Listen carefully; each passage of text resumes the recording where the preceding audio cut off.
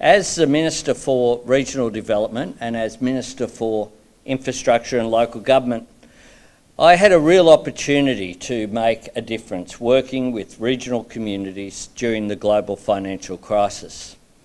I didn't miss that opportunity. Creating good jobs in regional towns and cities was the key to maintaining economic growth and capitalising on the strengths that our different regions and communities offered across our vast land. Establishing Regional Development Australia and working closely with local government ensured that priorities came from these communities, not to them. It also gave me the opportunity to visit these communities, develop relationships and learn firsthand what made them tick. I've followed the wide open road across this continent, from the cattle and cane country of the north to the great iron ore mines in the west, the resources heartland of central Queensland and the food producing powerhouses of the Murray-Darling Basin. I've talked to farmers on their properties, growing everything from mangoes to macadamias, wheat and wool to wine grapes, beef and barley to bananas, sheep to salmon. I've walked factory floors of world-class trained manufacturing facilities in Maryborough. I've seen visionary clean energy projects around Hughenden, created by companies seizing new opportunities in a changing world. I've marvelled at the enormous scale of our resources sector, producing wealth for our regional towns and our nation. I've witnessed the creativity and energy of our tourism operators. They're always looking for new markets and they always stay hungry, even now as they face their biggest tests, recovering from bushfires and battling the coronavirus pandemic. Our regions are populated by talented, ambitious Australians who work hard and work smart. The way they contribute to our economy and our national life is extraordinary. They endure, even as they fight crippling droughts, floods, cyclones and unprecedented bushfires. They endure, even as they deal with the fallout from fluctuating commodity prices. Around 2/3 of Australia's export earnings come from regional industries, including resources, agriculture, tourism, education and manufacturing. But too often regional communities have seen good jobs, wealth and opportunity flow back into the capital cities. There is so much potential for so much more growth. There's potential for growth in our existing industries, and there's potential for massive growth in underdone areas like clean energy and advanced manufacturing. Regional Australia needs a government with the vision to back it in. And regional Australians need a vision to back you, one that's ready to invest in your future prosperity and ready to unlock it. The Morrison government falls far short of what Australia needs and deserves. The Morrison government pays lip service to the potential of our regions.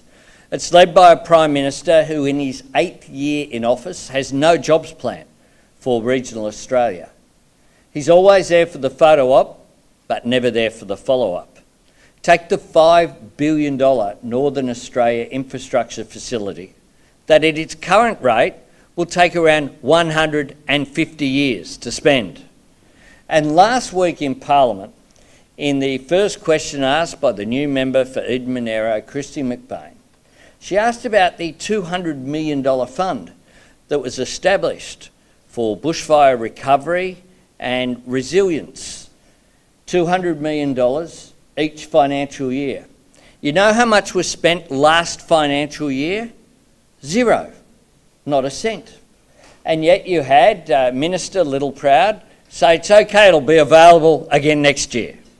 One would think to be unspent yet again. Put simply, Scott Morrison is all talk and no walk.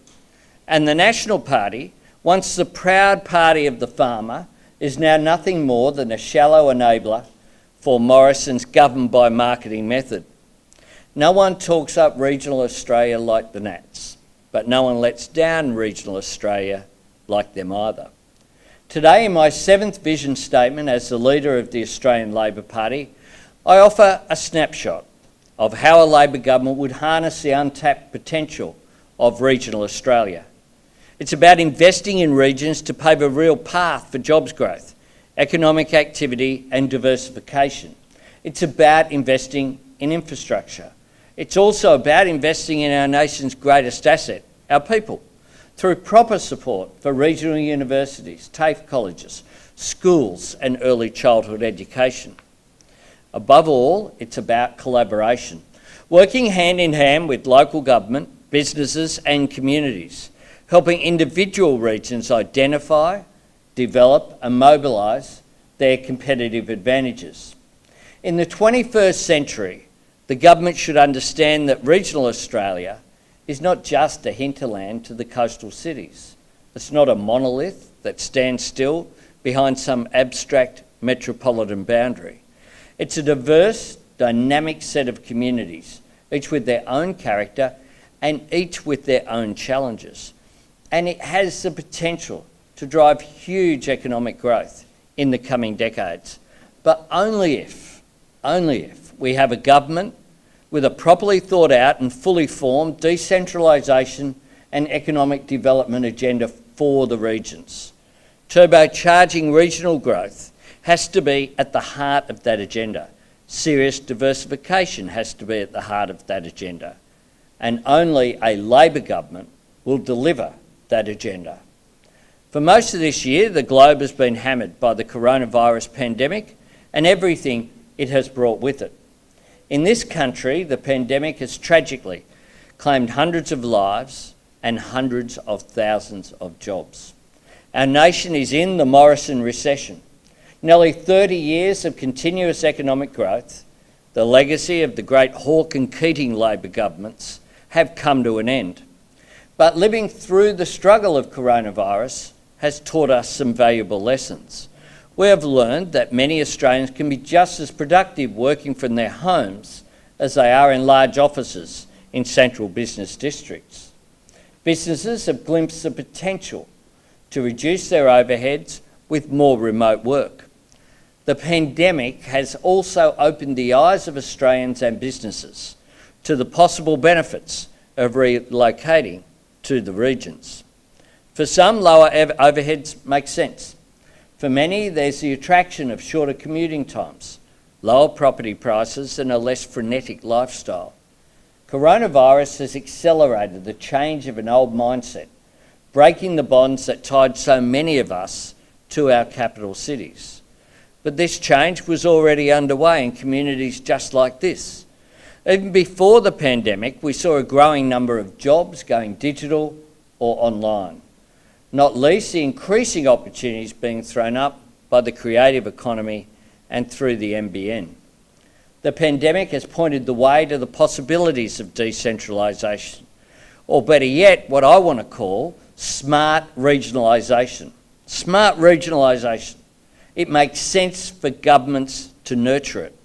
It won't just happen by moving a couple of government agencies from Australia's largest inland city, the bush capital, into regional communities. That's the Barnaby Joyce fantasy model, and we know it ended up at the Macca's. And it failed. Decentralisation requires genuine investment, serious policy making, proper consultation and determined implementation. That's where Labor governments always shine. In 1946, in charting the recovery from the Second World War, Ben Chifley highlighted decentralisation as a pathway for the, to quote him, balanced economic and defensive development of industry. Gough Whitlam and one of my mentors, Tom Uran, knew that investing in our regions would help tackle the entrenched social and economic inequality that existed in our nation at the beginning of the 1970s. The Hawke and Keating years brought about a revolution in agriculture policy, removing the subsidies and protections in agriculture that had been holding back the sector. And the previous Rudd and Gillard governments, in which I was proud to serve as the nation's first ever federal infrastructure minister, doubled the roads budget, we increased investment in rail 10 times, and we directed 2/3 of that investment towards the regions. We understood that regions can't grow without supportive infrastructure, the right type of infrastructure, That's why we upgraded critical regional roads. The Bruce, Pacific, Hume, Dukes, Princes, Great Northern and Midland highways. In regional New South Wales, the duplication of the Pacific Highway will cut the travel time from Hexham to the Queensland border by 2.5 hours. As Infrastructure Minister, I increased investment in the Pacific Highway from what it was, $1.3 billion over the 12 years of the Howard government, while I was the Minister, $7.6 billion in half that time. Most importantly, in the years since the upgrade, road fatalities have halved, boosting productivity, saving lives. The upgrade of the highway, of course, included the delivery of the long talked about Kempsie Bypass. This boasts the longest bridge in Australia, fully federally funded by the former federal Labor government. It was announced, funded, built and opened during my time as the Infrastructure Minister. In contrast, here in Coffs, Tony Abbott announced the Coffs Harbour Bypass in 2013. 7 years later, they haven't dug a hole. 7 years later. Another lesson from coronavirus is the folly of the current government's rejection of fibre to the premises broadband.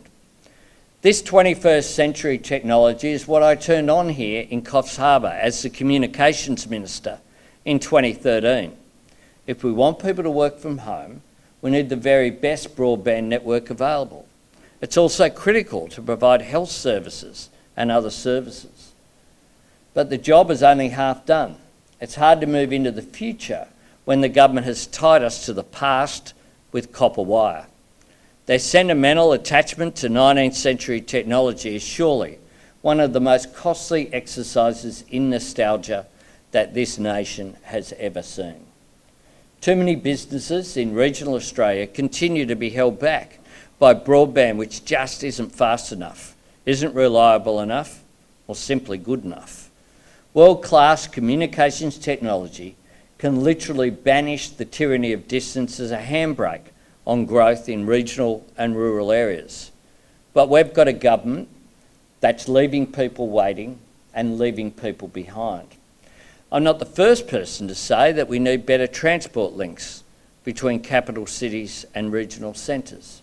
I know it's certainly not the first time anyone in this room has heard it or thought it, but we just aren't moving fast enough. For years now, I've advocated the construction of a high-speed rail link between Brisbane and Melbourne via Sydney and Canberra.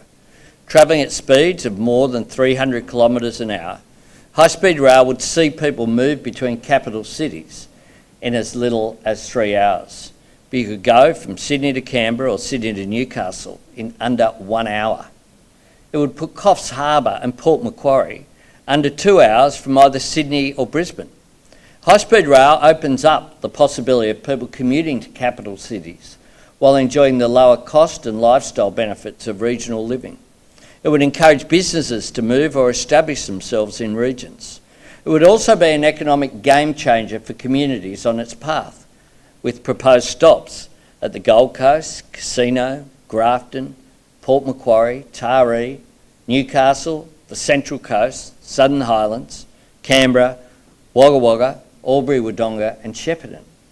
Put simply, it would revolutionise interstate travel, but it would revolutionise regional economies as well.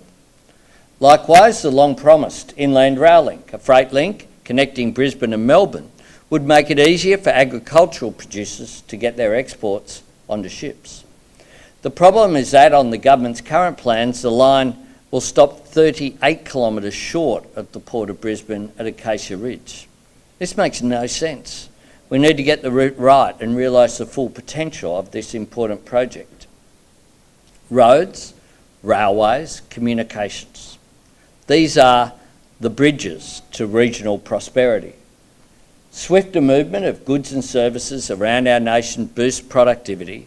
Greater productivity means more jobs. It's that simple.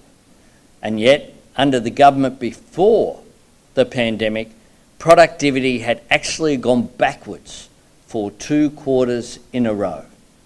At the end of the day, everything we do as legislators needs to come back to people, their quality of life, their productivity, their prosperity. Productivity and prosperity depend upon skills and training. For the last 7 years, this government has cut funding to schools, run down our universities, and ripped $3 billion out of TAFE. You would struggle to find a greater indictment of Scott Morrison than this fact.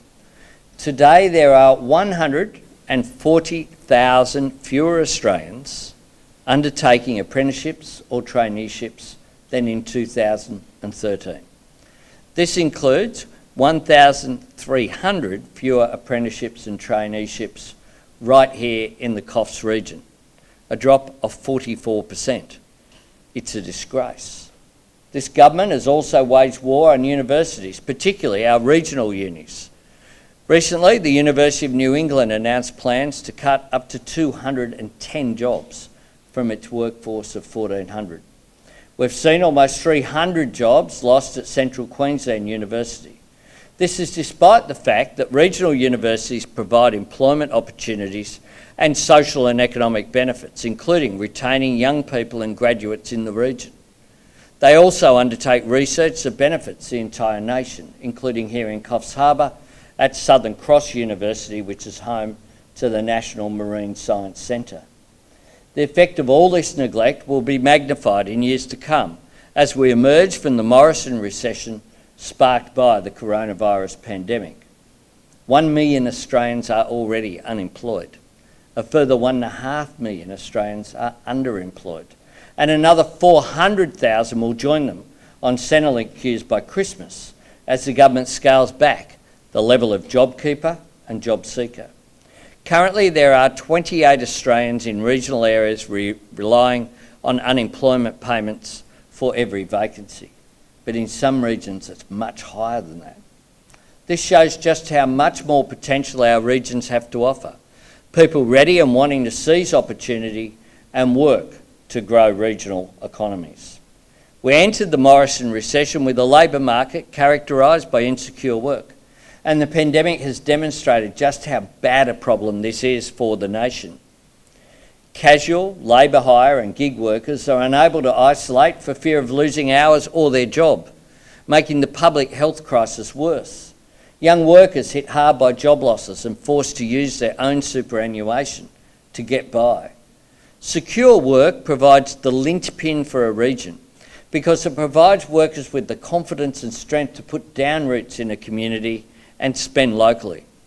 Yet we know that this government has no plan for secure work, has no plan for training either. For regional Australia to boom, its people need the technical skills and professional knowledge to do the jobs of the future. We need to rebuild the training system, and TAFE must be at its core. That is why a Labor government will create Jobs and Skills Australia. It will protect the jobs of the present and prepare regional Australians for the jobs of the future. People in the regions often can't access the services that they need. Take health. We know that people in regional Australia suffer higher rates of illness, particularly from chronic diseases, asthma, arthritis, diabetes. And tragically, we also know that life expectancy falls the further you go from our capital cities. On average, people in the regions live several years less, but the life expectancy gap in remote areas is up to 15 years. That's not acceptable to me, and it's not acceptable to Labor. So we need to look closely at its causes. Partly it's because it's harder to access health services in regional Australia. There are about half as many specialists as in cities, for example. Yet the government is cutting bulk billing incentives in some regions and making it harder to recruit doctors in others. But health outcomes are also shaped by the social and economic factors that help keep people well or make them sick in the first place. Much of the health disadvantage that we see in regions can be traced to lower rates of education, higher rates of unemployment and lower incomes for those who do have jobs. Addressing those issues would also help people in the regions to live longer, healthier lives. But it's not just healthcare. The regions miss out when it comes to aged care too. Senior Counsel assisting the Aged Care Royal Commission, Peter Gray QC, noted the availability of aged care in regional and remote Australia, and quote, compares poorly to its availability in urban Australia. Aged care services are so important in regional, rural and remote areas, not only because of the need in the regions, but because aged care facilities and services are often at the heart of the community. The residents are part of the community. The incredible staff are part of the community. But many regional aged care services struggle to be viable, and they struggle to attract staff. Fewer residential aged care places, fewer community aged care services, fewer dementia facilities, more hospital visits for people waiting for residential aged care, and more people waiting longer for home care packages is what exists in our regions. Here on the Mid-North Coast, there are more than 2,500 people who are still waiting for a home care package that has already been approved. And the coronavirus has of course not spared regional aged care facilities. But this government, we know, tragically had no plan for the coronavirus in the aged care sector. Older people in our regions must be able to access high quality aged care services. As Peter Gray QC told the Royal Commission, equity of access to quality aged care for Australians who live outside the big cities is a matter of simple fairness. And indeed it is. Older Australians in regional Australia need a government which recognises this and values them enough to invest in services for them. One thing I know about regional Australians is that they stick together. They understand the value of collaboration to advance their common interests. Governments must engage with industry, businesses, chambers of commerce and local governments to maximise the opportunities for growth across our regions. When Labor was last in office, we created Regional Development Australia to drive this engagement. Critically, we encouraged individual regions to play to their strengths, to identify their competitive advantages. Collaboration works.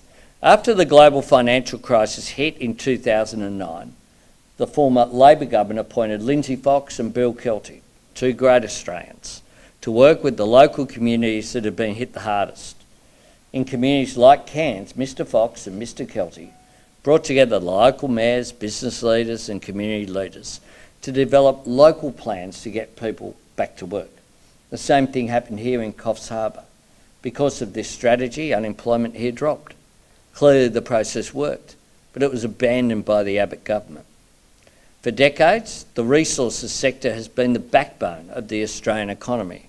In the 21st century, as the world moves to a lower carbon future, our exports from places like the Hunter Valley will continue to meet the demands of the rapidly growing nations of our region. But as I've said before, our nation's long-term future lies in renewable energy. For example, our vast resources of lithium and other rare earths offer huge potential in a world that will become increasingly focused on the need for batteries to store energy. In coming decades, we must position our nation to be a major player in the clean energy industries that continue to grow in importance over time. Indeed, if we get the policies right, we can transform our nation into a renewable energy superpower. There are also opportunities in bioenergy, where biomass generation and waste to energy continues to evolve. Similarly, renewable hydrogen is a potential export sector. This week's report from the New South Wales Chief Scientist and Engineer envisages 17,000 jobs here in New South Wales and $26 billion added to annual GDP from a domestic hydrogen industry, which has been backed into his credit by the New South Wales Environment Minister, Matt Keane. The Morrison government, however, appears to be blind to such opportunities. Our Prime Minister has no energy policy. He's impotent in the face of a rump of conservative hardliners so stridently opposed to action on climate change that they ignore the opportunities it offers their own communities. They ignore the jobs on offer, and the community is losing patience. Consider this: the Nationals, who say they represent farmers, are now at odds with the National Farmers Federation, which recently embraced the target of net zero carbon emissions by 2050. This target has been embraced by just about everyone, Every state and territory government, the Business Council of Australia, the Australian Chamber of Commerce and Industry, Australian Industry Group, Minerals Council of Australia, Santos, BHP, and a host of other resource companies. While the government demonises solar energy, elsewhere the debate has just moved on. When it comes to energy and resources policy, the community and the investment sector is moving beyond this do-nothing government. It will take a Labor government to tackle energy policy in a way that both recognises the value of the current resources market while seeking out the massive opportunities that are there in the future of renewables. The right plans will create hundreds of thousands of jobs in new industries, including in regional Australia, while also reducing power prices. We should also be attracting greater investment in heavy manufacturing in regional Australia. There's huge potential for it. But under this government, the sector's going backwards. The same people who dared car manufacturers to close their Australian operations have presided over a 14% reduction in regional manufacturing jobs. We can do much better. Take rail, for example. Over the next 20 years, Australian states will invest billions of dollars in new trains and new lines for them to run on. Between Perth's Metronet, Brisbane's Cross River Rail, major projects in Sydney and Melbourne, we'll need hundreds of rail carriages in the next few decades, and we should build them here. That way we'll create jobs in regional Australia while boosting our manufacturing skills base. Last month I was frankly shocked to hear New South Wales Premier Gladys Berejiklian declare, to quote her, "Australia and New South Wales are not good at building trains, that's why we have to purchase them." Just stunning. And it's just not right. Try saying that to the 250 workers and 30 apprentices at the Downer EDI factory in Maryborough. They've been building trains there for 150 years. I visited them last year. The workers told me they were proud of their work and proud of their facility. One of their current jobs is to retrofit new trains that were purchased from overseas by the previous Queensland Coalition government, which was simply not fit for purpose. Australians are great at building trains. The Tangara trains, built in Newcastle, have been the backbone of the Sydney rail network for decades. With demand for new rolling stock about to skyrocket, we need a national rail manufacturing plan. We need to use the power of government purchasing to help revive and grow manufacturing in this nation. The New South Wales Premier and her Liberal colleagues in other states are blind to this golden opportunity to create good, secure jobs and broaden our skills base. Instead, between them, they bought trains from Korea and India which don't fit through some of Sydney's network tunnels, ferries from Indonesia and China, which apparently if you're on the top deck on the Parramatta River, you can be decapitated, trams from Spain, buses from Malaysia. All of this could have been delivered on time and on budget right here in regional Australia. The lack of confidence in the capacity of regional business has brought Australia one step closer to the end of the line for Australian manufacturing. It is the reason why businesses like United Group, just down the road from here in Taree, that used to employ hundreds of tradespeople and trained hundreds of apprentices, is mothballed and empty today. To identify and bolster future manufacturing opportunities, it's time we invested properly in research and development.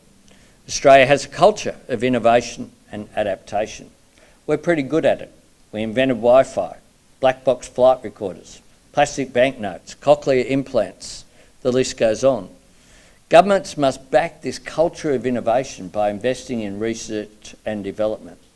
It must play a critical role in identifying efficiencies in traditional sectors like agriculture and manufacturing, while developing and cultivating new ones. This is no time to allow our universities, particularly our regional unis, to shed staff and research capability. Supporting R&D is a matter of urgency, but the Morrison government plans to go the other way and cut the research and development tax incentive designed to encourage growth. Unless we invest in R&D, we will only be able to read the story of our proud manufacturing history when what we should be doing is writing the next chapter. In July, last year, I attended a bush summit in Dubbo run by the Daily Telegraph to bring attention to challenges facing rural and regional communities. At that event, Scott Morrison announced that he would ask his Agriculture Minister to draw up a national plan to enable agriculture, fisheries and forestry to become a $100 billion industry by 2030. The cameras flashed, the story ran on the television news that night. More than a year later, we've heard nothing about this national plan. Not a thing. Always there for the photo op, never there for the follow-up. At the very time regional communities need support, the Morrison government is leaving our regions behind. Our regions are our key to emerging more strongly from this crisis in better shape than we went into it, with no one held back and no one left behind. In all their diversity and all their possibility, they are our natural advantage. They are our potential as a society, as an economy, and as a nation. Just as technology has evolved to the point where it can let us spread out, the pandemic has accelerated the evolution of our mindsets and let us realise that, yes, we can. We have a chance to create a nation that is more resilient and more self-reliant. Let's match it with an abundance of imagination and willpower. Let's imagine a better future for regional Australia, a future that embraces progress, innovation, diversification and growth, an agenda that has jobs at its core. An Albanese Labor Government will roll up our sleeves and do just that. I thank you for your attention today.